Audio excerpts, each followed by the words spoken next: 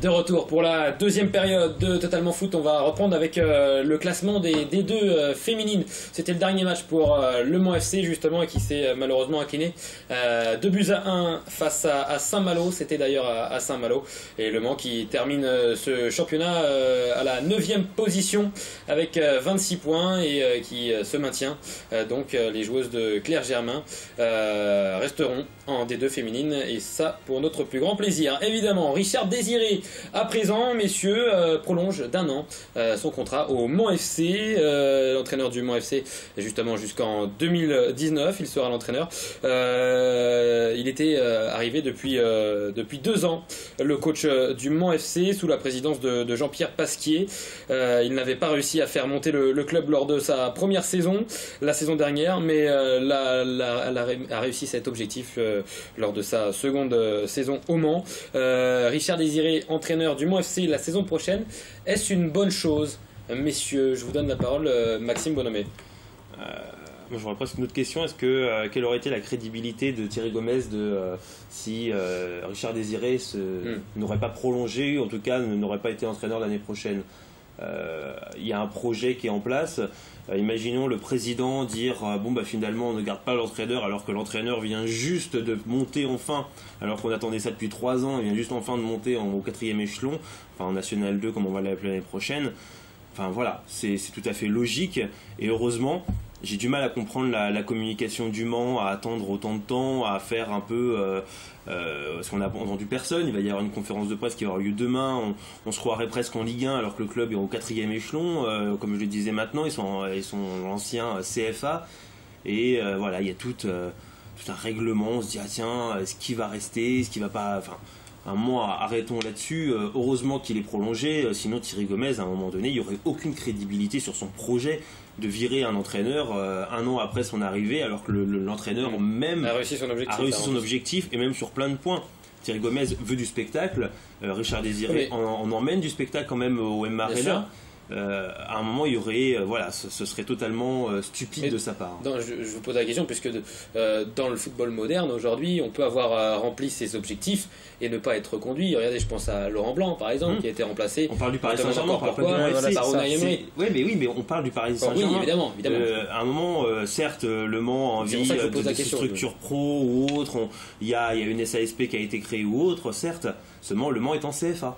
Le Mans n'est pas en National, le Mans n'est pas en Ligue 2, le Mans n'est pas en Ligue 1, et même dans la plupart des clubs de Ligue 1, à part le Paris Saint-Germain où il y a eu ça, et puis Laurent Blanc n'avait pas eu ses objectifs. L'objectif c'était la demi-finale de la Ligue des Champions, et c'était éliminé en quart. Mais voilà, l'objectif est atteint. Pourquoi mettre du suspense en se disant est-ce qu'il va rester, est-ce qu'il va pas rester? C'est bête, hein. Mais bon, il est resté, c'est tant mieux, c'est une très bonne chose pour le club. Tant mieux pour le Mans FC. Charlie Briand, c'est une bonne chose? Bah ouais, je suis assez d'accord, c'est ce qu'on dit, il est complètement dans les clous de ses objectifs et du projet du Mans FC. Je pense que c'est ce que dit Maxime, hein. Dans le jeu, on n'a pas grand chose à reprocher à Richard Désiré et à cette équipe du Mans FC avec lui à la tête. Je veux dire, ils produisent du beau jeu. Certes, les 2 saisons, ils ont eu un petit passage à vide où on a pu douter, on a pu se dire peut-être que ça fait pas l'affaire, peut-être qu'il y a un problème de coach. Il a répondu, je pense, de la meilleure des manières en réussissant à faire monter le Mans FC aujourd'hui en National 2. Donc non, je pense que c'est une bonne chose de l'avoir reconduit, et c'est vrai que ça aurait été complètement stupide et ça aurait été, je pense, encore prendre du retard dans un projet qui est là et qui est important et qui tient à cœur de pas mal de personnes dans cette ville depuis un moment, s'il l'avait limogé. Donc non, c'est une bonne chose. Est-ce que Richard Désiré est capable de faire monter le Mans FC directement en National la saison prochaine? C'est compliqué. C'est compliqué à expliquer maintenant. On verra bien le recrutement, on verra bien comment le Mans va jouer l'année prochaine, les adversaires qu'ils vont avoir aussi, comment ils vont se structurer. Ça va dépendre de pas mal de choses. Il a connu ce moment-là où il était avec une équipe qui avait beaucoup moins de moyens d'ailleurs, hein, à savoir Raon-l'Étape. Il y avait aussi eu Avranches, qui sont quand même des villes un peu moins importantes que Le Mans. Et il a réussi à monter en national, à stabiliser le club à ce niveau-là. Donc il peut tout à fait le faire au Mans, où il y a plus de moyens, il y a plus d'envie, une meilleure gestion sans doute du club, où il y a quand même pas mal de choses qui sont pour lui. Donc je pense que c'est l'entraîneur qui peut permettre au Mans de monter en national, de monter en Ligue 2 et voire plus. Il faut de la stabilité et je pense que oui, c'est vraiment l'homme de la situation. Maintenant, il connaît la structure, il connaît pas mal de choses, il connaît ses joueurs.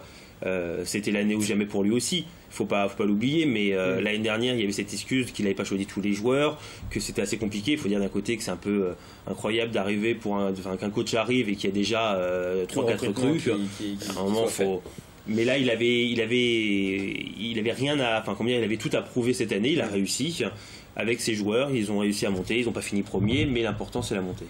Parlons du mercato justement, Maxime Bonhomé, vous parlez des joueurs qu'il avait réussi à faire venir dans cette équipe du Mans FC, et c'était plutôt réussi. Il y avait des très belles recrues avec au total 10 recrues qui ont joué pleinement toute la saison. On pense à Arnaud Biot qui a fait une saison extraordinaire, Romain Dupont également, d'autres joueurs. Et le mercato, savez-vous ce qu'il en est de ce mercato estival pour la saison prochaine? Je pense qu'on en saura vraiment plus demain matin, mais de ce qui peut se lire un peu, il y aura des départs, c'est sûr. Il y aura sans doute moins 5 départs. Il y a des fortes chances par rapport à ça. Il va falloir enlever un peu de certains joueurs quand même, et d'autres. S'il y a 5 départs, je pense qu'il y aura aussi minimum 5 arrivés. Il faut peut-être un joueur par ligne. Après, ça va dépendre aussi des départs. Est-ce que des joueurs comme Mara, est-ce qu'il va rester? Il y a des joueurs aussi qui ont fait des très bonnes saisons comme Dasquet, comme Créin. Je pense qu'il va rester. Ça va vraiment dépendre des départs.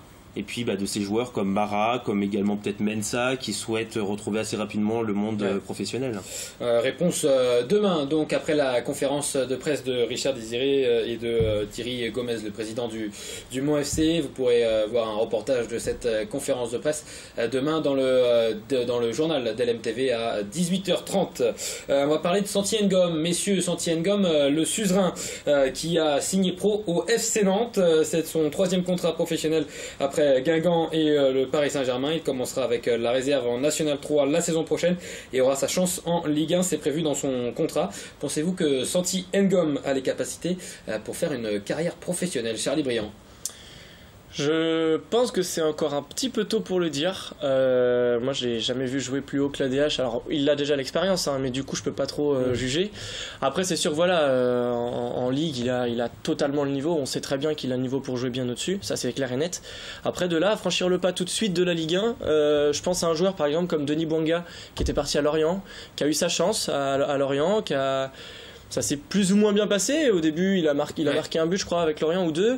Mais voilà, il a été prêté, il est parti, il est revenu. Donc c'est un petit peu compliqué. Maintenant, ça se passe très très bien en Ligue 2. Mais c'était la Ligue 2. Donc voilà, il était dans un club de bas de tableau. Ils ont réussi à se maintenir. Donc c'est très bien. Je pense qu'il va avoir maintenant tout à fait le niveau pour jouer plus haut, mais je pense que de le dire aussitôt c'est compliqué. Il va falloir, c'est pas le même monde quoi. Il y a vraiment une voire 2-3 classes d'écart avec le niveau qu'il avait actuellement, même avec la B de la réserve de Nantes. Donc il faudra voir déjà ce que ça donne avec la réserve, et puis en plus venir dans un nouveau club, il faut s'acclimater, il faut prendre un peu la température de l'équipe, trouver des automatismes, s'adapter en fait.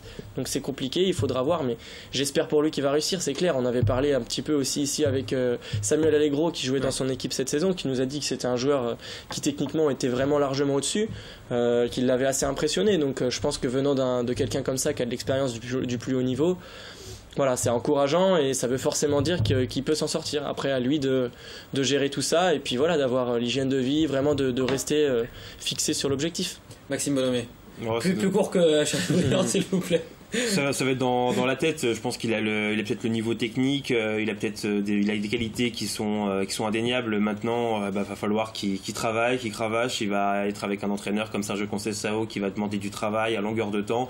Et voilà. S'il arrive par rapport à ça, il arrivera peut-être à saisir sa chance, sa 3e chance. Il y a beaucoup de footballeurs qui aimeraient bien avoir la même chose. C'est sûr. On va parler, messieurs, du tournoi du Villaret. Ça se passe ce week-end au Mans, au stade des Fontenelles, justement, la 4e édition du mondial U12 de la ville du Mans et du Villaret.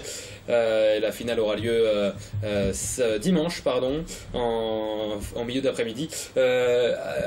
Des clubs prestigieux avec le PSG, l'AS Monaco, le FC Nantes, le Stade Rennais, le Mans FC ou encore Fulham, un club également brésilien. Fulham, le club brésilien? Non. Ah oui, il y a Fulham et puis il y a un autre club brésilien dont j'ai perdu le nom, mais que vous pouvez retrouver ici sur les différents groupes de ce tournoi. Messieurs, vos favoris pour ce mondial U12? Maxime Bonhomé. Oh là, je connais pas les joueurs. Non, Paris Saint-Germain a toujours des bonnes équipes en tant que... C'est vrai, ils avaient gagné la saison dernière le tournoi, le mondial U12. Ouais. Bon, il y a des bons centres de formation, je sais pas si Rennes en fait partie, le Stade Rennais, je pense qu'ils en font partie. Ouais. C'est un bon centre de formation, Rennes, peut-être que. Donc c'est votre favori, Rennes. Je vais partir sur Rennes, voilà. Il y a un petit Kylian Mbappé, donc peut-être Monaco, mais Paris quand même. Rennes, Paris Saint-Germain, et moi je vais mettre le Mans FC. Et oui, ça vous surprend encore, Maxime Bonhomé, mais le Mans FC avait terminé 4ème la saison dernière devant l'Olympique de Marseille et l'AS Monaco. Voilà. Mais il n'y a pas Mbappé. C'est la fin de cette émission, merci de l'avoir suivi. On se retrouve pas la semaine prochaine puisque ça sera férié, mais on se retrouve dans 2 semaines pour un nouveau numéro de Totalement Foot. On parlera également de ce fabuleux tournoi du mondial U12 du Villaret. À dans 2 semaines, pardon.